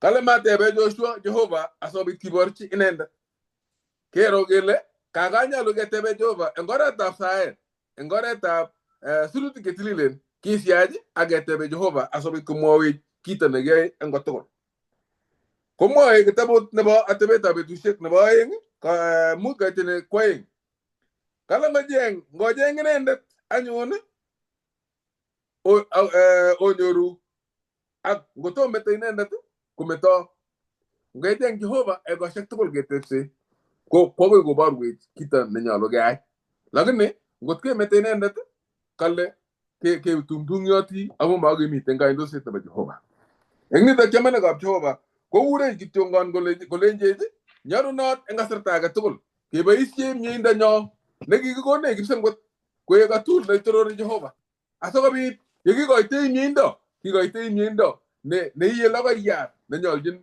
Jehova ne yela ga ya ne jutu alak ago bartoy gobartom nyindo ab Jehova ne gigone ko bun Kristo saruna tabay man tos mi teji ne tasay anango ne tebe ngatin dia tabin ijuda gure kipion ko pik tigi bago kwet kingo mwa gole bunu lelo kora kokimwa lembechek icheket amu kimokoloen ki biik chekibo kokwet amu kikas kimnotet nebo kamuktaindet nekikondochi kouyo kimwa kele tap komi tuguk chekikwokis eng kaniset ak kikonaak eng biik chemi sang. Ak eng bichoto mi sang kokere kole uye mi sorunet bichu. Kotieme chi age tugul kowoigei konyo kanisa. Kiwoigei bichu bo Kipion komechei nyokoungegei bororiet nebo Israel amu kimnotetnywa. Kameche amwa kityo ale tap komi tuguk chekikwa Jehova eng kwenutab biik mising ko kaniset ak kikoyesta tuguchoto koityi biik alak. Kongen bichun melen mengen. Ako ngoker kole kakoit kasarta nemeche kwaak korwochin biik kanisa amu yotok nemite sorunet amu kikokwa Jehova tuguk cheechen eng ripsetab kanisa. Chang tuguk chekikwokis bororietab Israel ako kinaat bichu. So kimatakomach bichu kobargei ak biikab bororietab Israel. Okase ngikesomanat eng atindiot abwoti ale eng kanetisiet nekibendi ko kingoba lagokab Israel konepan eng kanasetnywa nekibo Kipion chebo bichutokchu kole kipkonyor koyosiet nekikakeyai kandoik ako kisir nganasanoto matikebar. Kekere kele tilyandit nekiyai bichu ko kimeche kosorgei. Komomoke Jehova amu ngoit kasarta nesiku chi akoyan ko Jehova kumieindanyi ko barak. Soru age tugul nekanyonji inendet nekayatak muguleldo. Ko kameche kityo amwa ale kale Joshua matebe Jehova amu kaam amitwogikab bichu. Joshua akine ko amu chitondit netindoi kokere boisionik chekookis ak kwongutik cheyookse cheyoe Jehova. Matakotebe kamuktaindet eng tuguk alak neiboru kele matkenete nitok kele matkeutye ketebe Jehova kiy age tugul nekiyoe. Ngomi kiy nekemoche keyai ongekutuny ak kesom Jehova sikoborwech. Meyai amu tindoi kimnotet anan tindoi rabisiek anan tindoi kimnotet imuche oai imbaret, meche otech imbaret, meche otech sukulit. Tuguk alak kekutunyi ak kesom Jehova. Tap ketech sukulit sikome sukulit. Ketech sipitali ko matakoit ui sipitalit keker amu makitebe Jehova. Komi tuguk che tap keyai eng kimnotenyo keutye kimnotetab Jehova nesorwech nemite kwenunyo. Ongekutuny kiy age tugul ketebe inendet. So ngoki nekiyoe age tugul koyotwech Jehova akoborwech kit neine ak nenyolu keyai. Kongoi mising mchungaji. Ameche ateb mwalimu Nairobi. Kongoi mising eng kanetik chekakondoi. Amite kwang'wan kasi nemwoe kole mieindo nekikwong'e. Kaketar kitakewang'u lesson nebo kenyach eng mieindo. Kakeker, kakonetech kanetik akobo chepkukoniot ole kisorundo sekecho aeng. Kekwong'e ole boisieitoi Jehova anan kakeker ole imuchi koboisie Jehova biik tugul. Maboisie Jehova biik kityongon chetililen anan chekoyonik. Kibendi ketesetai as eng yo uu kele kakotar lesson anan kawang'u lesson amu kakong'alale Arap Maru akobo biikab Gibeons. Ole kibwanunda kotinyokoberber Israelik ak koberber Joshua. Ko kakeker eng yo kele Joshua komatakoboisie amatakotebe Jehova kit neyoe akobo kaberberisiet nekakwai biikab Gibeons. Akakomwawech Pastor Nyalile kole eng kit age tugul nekiyoe akot ndaming'in netya ko suppose ketebe Jehova anan kesaa asikobit kodirectenech Jehova kenai kele nee nekeyoe, ne kakwautiet nekeyoe amatiny ndamining netya. Ko kikere eng yun eng kisomani eng kitabutab Joshua 9:21 akoi 27. Ko ngisoman eng kurganatak ngasoman eng yoto akilenji baunik ichek obakach 21 akoi 27. Akilenji obakach kosopcho kiek anyun ichek chebete kwenik akoramchin beek tuyet komugul kou ye kikamwochi baunik. Kingakakonai Israelik baunikab Israel ak Joshua kole kakoboisie biikab Gibeon lembechek. Ing yu komeche kalyet, kakor kimnatosiek kole indochin Jehova lagokab Israel. Ak kingokobwoni lagokab Israel kekose bororiet nebo kwong'ut neindochin Jehova ak kwong'utik tugul cheyoyoskei. Ak ing yo kakekas eng tai ak kikonai kora kole kakolul irimetab Jericho. Ak kakebar biik tugul chekibai. Koro bichep Gibeon kole mami ole kesobe eng bichu. The only thing ko kechop kityongon tetutiet nekikobo koberber kole kakibunu ole loo amu kit nekakakosomanwech arap Marung yotok kikakilechi otebe akwai kalyet. Ko kingen kole akoi kwai kalyet ko kingoit ing Gibeons ak nyokonyor Joshua kolechon keai kalyet. Ako kingeai kalyet kwai arorutiet nekimatakemuchi kebut kokeny. Eng let kekundwan kele kakomwa lembechek bichu. Ko kitos takebar kimatakomuchi kobar lagokab Israel amu kikiyai arorutiet nekikiyai ing yotok ngesoman ing kaitet 20 ak aeng. Kiyokto anyun Joshua kekur ichek akong'ololchi kolenji amune si ong'alech ole kimenye ole loo mising eng okwek. Ako kikaa omenye kwenun yo. Ara anyun ochubotin amakoi betyo eng okwek che otwogik chebetei kwenik ak cherame beek chebo kotab Kamuktaindet. So kabit as punishment eng yotok. Koikas otwogik bichu amu makomi or age nekemuchi kebar bichu amu kakeai an oath. Eng yo kache kole kangoit ing yu kole kimeche peace ko ngeai oath kele bitu kalyet amu kamach kalyet bichu simakibar amu kibo Canaan bichu kisopos kaketilil icheket kou yekikamwa Jehova. Ko kakemwa eng yu ko komwochi Joshua kolech rame beek chebo kotab Kamuktaindet akobete kwenik koikeny. Kobor ing yotok kole kakemeto matakebar ak kakobit consequences nebo lembechekwa kolya okwek kobet kwenik. Ak kiwolchi ichek Joshua kolenji amu kikimwochi otwogikuk iman kou ye king'at Jehova Kamuktindeng'ung otwogindetab Musa kokonok emet tugul akobar eng taing'wong biik tugul chemenye emoni. Kikiyweisie anyun mising akobo sobonwekchok amu okwek. Keyai anyun kounotok anyun kero kimi eunekuk kou yeikere ile mie eng inye akobo iman iyaiwech kounotok. Akiyochi anyun kounotok akosor eng eunekab lagokab Israel simabar. Akiyai Joshua ichek eng betunotok koek chebete kwenik akoromchin beek tuiyet ak kabtisisietab Jehova akoi ra eng ole leweni inendet. So kakiro eng yutok kele kiboisie lembechek ak kosopcho matakebar lakini kibit kora consequences chebo kaberberisienywa. Ko kateb ing yo sirindetab lesson kole kituiyoto ano imanda ak mieindo.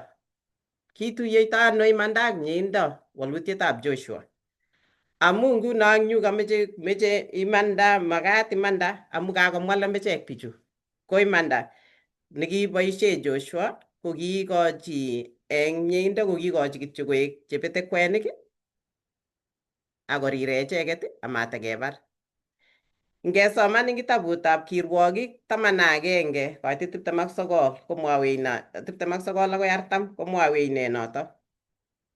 Mwawech akobo kirwogindet agenge nekikure Jepta nekiwo kwai boriet ak kekase eng yotok kele kingokwo kwai boriet ko kiyosiechi Jehova. Kiboryet eng tai ko kikasho komwa Jehova kole iterteri, kikakikochi kit kibo koterter, kibo koutyi boryet ak ip koterteri kou yekishakab kong'at Jehova. Lakini eng yu isib kochapta ak koarorchi Jehova kokeny, koyoshechi Jehova kokeny, ngekas eng yoto ko ngesoman kaitet 30 ak 31. Akiya chepta karoret koarorchi Jehova kole ngotinde iman eunekchuk lagokab Amon, ko kiy age tugul netorokwo eng kurgenyu yetun aweksei eng kalyet abunu ole mi lagokab Amon, kobunjin kiyotok Jehova siakoito koek kakochinet nekibele. Kaikasas nguno karoret nekonu eng yo. Kakomwa eng yotok chepta karoret amengen kole nee netun toroku inendet.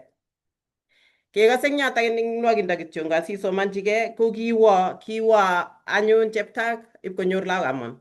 Akoterter boryet kou yekakoterter, kikasho komwa Jehova kole kiterteri boryonotok.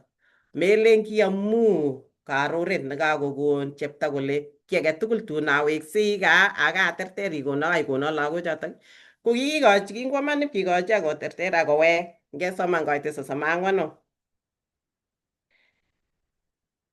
Kaitet 33 korok. Akibar ichek kong'ete Aroer kot koit Mint, nganasok 20 kot koit Abel-karim. Kibar eng baret neo kot. Kikiterter anyun lagokab Amon eng taitab lagokab Israel. So kakoterteris akomeche inai ile kikaship kiaror kele kiterteri boryonotok. Kobwat as nguno meche kowek gaa as. Ko kingowek gaa chepta ko nee nekiyaak? Akinyo chepta Mispa ole mi konyi akokero kimong cheptonyi kotorok inendet kotinye sukutishek chemengechen kotiene anu. Kiibwoti chepta kole mara nganyone kotorokwon artet, ko noto nekibwoti kole akoini Jehova. Lakini kito netai nekakotorok nguno eng yu ko cheptonyi.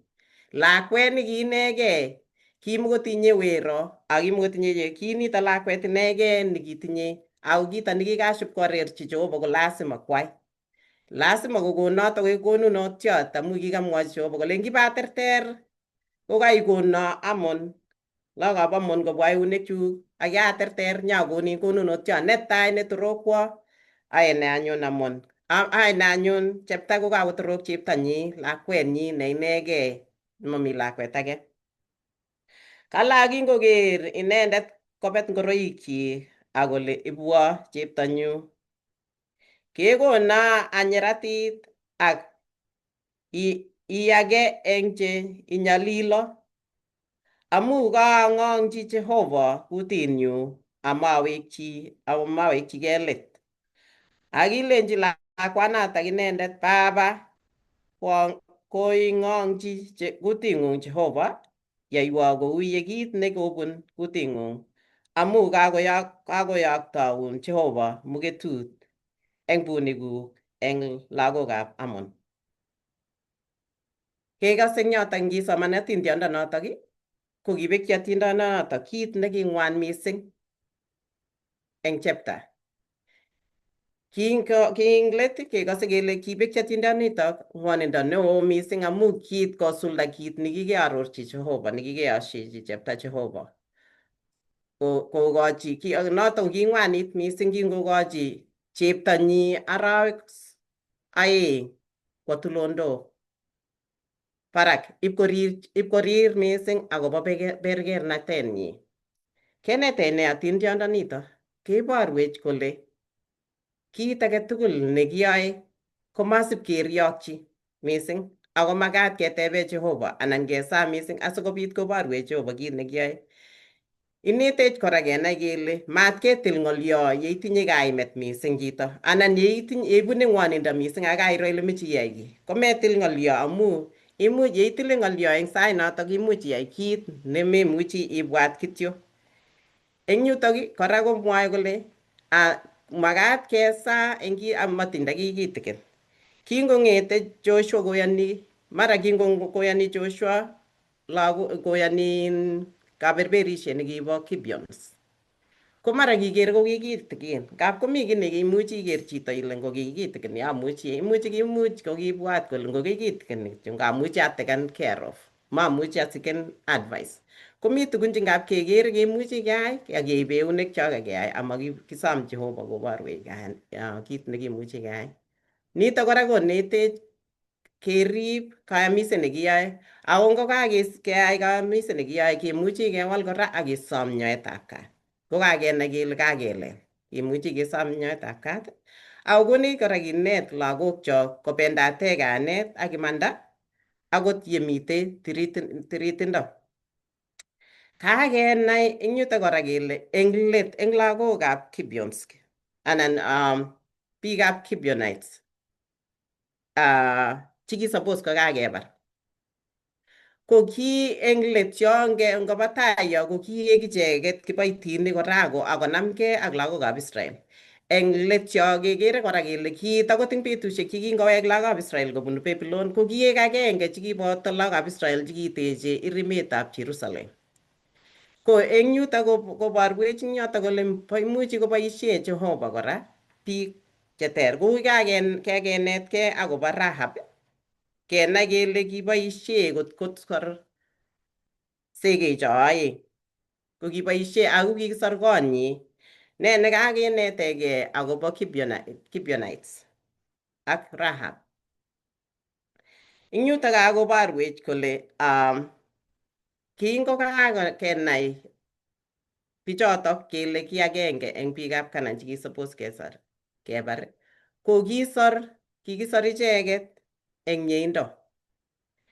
Kikisor icheket eng mieindo amu icheket ko kimeche icheket kalyet mising ako kimeche kosor sobeng'wa ko kikisor icheket.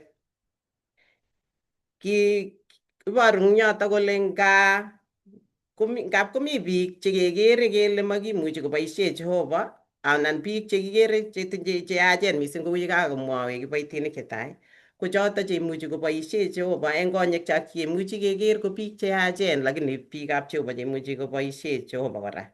Ne nekakinetkei eng Rahab anan ne nekakinetkei eng lesson nebo wikini tugul. Kakenai kele eng kayanet ko kiiyan Rahab. Kisich kayanet Rahab. Kingokakonai boisiet tugul akoro ole kiindochindoi Jehova lagokab Israel. Akakonai kole kikaarorchi emet ako bichu ko biikab Jehova che special. Ko kisich kayanet akoyan ako kisor. Ko Gibeonites kora ko kikakonai kamugetab Jehova ole kiwesanda koterteris lagokab Israel. Yekingoyai nganasetab Jericho kolul anan the wall nebo Jericho kolul koker kole ngokimen akonai kimnatetab Jehova ko kingonai kocheng kalyet maikupkei anan maikerkei kole kimuchi kebe boriet ak bichu akiro koro kimnatet nebo Jehova akicheng kalyet. Eng yu kora kakenai akobo sorunet akakeker akobo rirenet. Kinyor sorunet. Manyor sorunet inegei Rahab ako kinyor konyi kora. Ako kakeker kora kele Gibeonites ko kikisor akichek makibar icheket. Kit age kora nekakenetkei eng yu eng lesson eng yu ko kakeker walet nekibit eng Rahab kekere kele kindakakowalak Rahab ko eng sobetab Rahab anan keker generation nekibit eng baadaye kekere kele kimang'une Jeiso yotok. Ako eng yutok kora ko kiek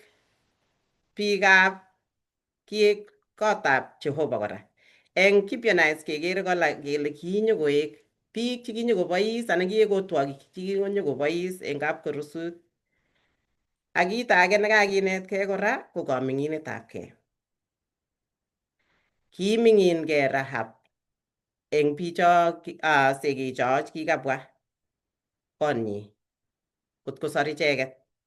Ko kora Gibeonites kekere kele kiming'ingei icheket eng taitab lagokab Israel.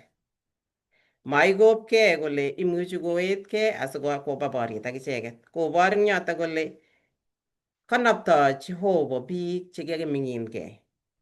Akokochin Jehova biik alak chebunu sang koek biikchik akoboisiechi icheket.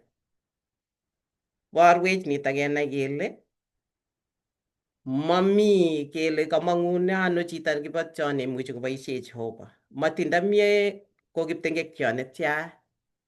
Ko yekas chito tugetab Jehova akowalak koboisie Jehova inendet. Ko yekikas tugetab Jehova ko tos ne nekewolu eng sobonwekyok, ne neketile eng sobonwekyok. Makimuchi kemwa eng yoto kele mi lembechek chekemuchi keboisie, makingen kele kitaune ndikikakinai atebetab makingen kele kiipto ano Jehova atebetab Rahab ak lembechekab Gibeonites. Kit nekingen kityo kengen kele Jehova, rirenosiekab Jehova ko echen mising akotochi chi tugul nechenge inendet eng kaming'inet ak kayanet. Tos mi chi netinye kiy netese eng yotok? Yekesu kaimwaiwech akobo bichutok chep Gibeon ko agenge eng biik chekiyai tilyandit ak bororietab Israel sikosorgei. Rahab ko kaai tilyandit ak segik sikosor koinyi ak family nanyinet tugul komugul ak inendet. Nitok koborwech kole tindoi Jehova biik chetomo kobwa kanisa, chetomo keker eng konyekyok. Biik chetokoloen chemakibwotini kele siku. Ka ng'olyot nekemwa eng yo, Evelyn, ko ng'olyot nekemwa ile mieindo nekikwong'e anan nemakibwoti. Ako iman tab komong biik akosik biik chekimakibwoti akonyokoib boisiet. Kakobwa bichu Gibeon akonyokotebe kwenutab lagokab Israel akoek icheket cheingen boisiet nenyolu keyai akonamgei ak bororietab Israel sikebar bunik chekibo lagokab Israel sikonyapan emet. Kimeto emenwa koek karatia ko kingakoit Israel yotok konyor tuguk chekimite. Kekere kele eng boisiet nebo mieindo nebo Jehova kotindoi Jehova biik chemakikere eng konyekyok. Imuchi komong chi kikekas atindonik akobo biik chekikomong akotech kanisosiek. Akatech mokoriot akolotekwo kaniset aboisie rabisiekchuk akotelel kaniset koet akole biik tomo anyo kanisa akakonu tugukchuk keteke kanisetab Jehova. Tomo keker eng konda konyo, lakini kakon tugukchi kondoi. Komi biik cheu chotok, tia biik kiakase kot atindiot nebo chi nekicham kokonu saga. Ibu saga akonyokoipchi kaniset komi eng betut nebo Sabato. Nyokometo saga eng kanisa kolech kaibu saga chechuk. Tun korobon rokoyat nekiroboni, nekikwer kabisa nekimite kobar bandek akobar nganuk, kinget chechiket ak kristianik chekimite checham kosoe eng kanisa. Saga chechiket ko kiek kabaruret ak kanetisiet. Kot kole biik ne kerichot nekinde boyondoni nemanyo koyat nyokokwer minutikyik. Kimwa chichotok ketebe kolech ane ak Jehova ko ki agenge, akoitoi tugukyuk akochini kamuktaindet matin kotomo awe kanisa. Ko mat kesas biik anan keon biik chekamach kurset ongetach kobwa kotab kamuktaindet. Tindoi amune Jehova amu inendet nekimutu maachek. Tab ketobengei kekergei kele uye ara sikunon bichu. Jehova kotindoi biik ako tab keker nguno ko achek chekimi emoni bo Amerika. Tab kesishe keker biik kele angomasikunotin bichu. Tindoi Jehova biik chetomo kotok. Ako ite betut agenge kotwa mugulelwekwak akobwa kotab kamuktaindet akonyokotebe ngecherok chamakomi biikchok chekikoistogei. Ikwong kityo ile koimutu ng'o bichu. Mi biik chebwone, atindoi kamang'unet kou notok kele mi biik chemeche kobwa nyokotebe ngecherok cho kikoistogei biik. Tab ikere kanisosiek chebo Amerika ko echen, mami chi kanisa, inyoru boisiek che lagok chemengechen kurse Jehova betut agenge ak ngecherocho tepche buch kobwone biik. Kou yotok eng olimbo gaa, matkesas boisiet nekikwo Jehova. Ongeegu che koyonik ak kitindoi kamang'unet, iterterwech inendet nekitoi boisiet ne Jeiso. Amen. Amen. Kongoi mising. Kongoi mising eng lesson nekakenai. Kakenai eng yotok matkeeku chesose biik alak akelen ne chito no kikobet makotinye kamang'unet. Chotok cho tugul ko precious jewels chebo Jehova. Matkewech amu chotok ko lagokab Jehova chekikiachek tugul akot kotinye kamang'unet. Kote teketinye riranosiek ko mi riranetab Jehova kot kotinye kamang'unet chichoto ikere matkesas icheket tugul ongesat tugul aketiegei Jehova akeeku cheming'inegei eng atkan kora. Ko ngamakwo ak wikit nemie akoi wikit nenyone asikobit ketuiye kibagenge kora eng wikit nenyone nyeketesetai kora kenetigei mi ak lesson nebo Joshua kora. Ko eng wikit nenyone kenetigei akobo kabwatetab mieindo, kabwatetab mieindo. So kotokotin kokeny ko ngotinye tebutiet anan otinye tebutik alak tugul ko sobe komuch obe kanisa age tugul nebo Seventh Day anan icheng chi age tugul nebo nebo Seventh Day amu kiboisie lesson nekergei eng oldo tugul ing'ony komugul. Ako kongoi amu lesson ini kiyoe tugul ko kokoit emet neloo kabisa. Kinyoru biik chemwawech kongoi, biik chesoiwech ko ngoberurok Jehova eng tugul chekaokas. Ko ongesa Kamuktaindet Jehova nesobe koigeny, kitororin Jehova nenyo akobo miendong'ung ne inegei.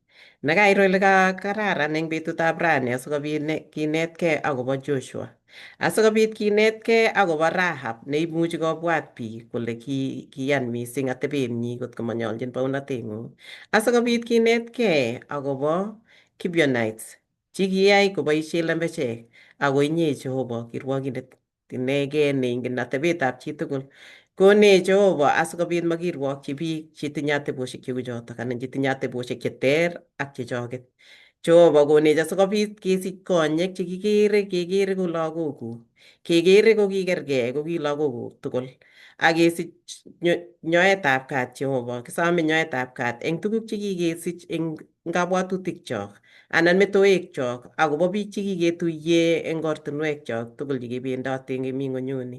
Konech Jehova konyek chekamiachen chekimuchi keker biikuk ak keng'ololchi eng mieindo.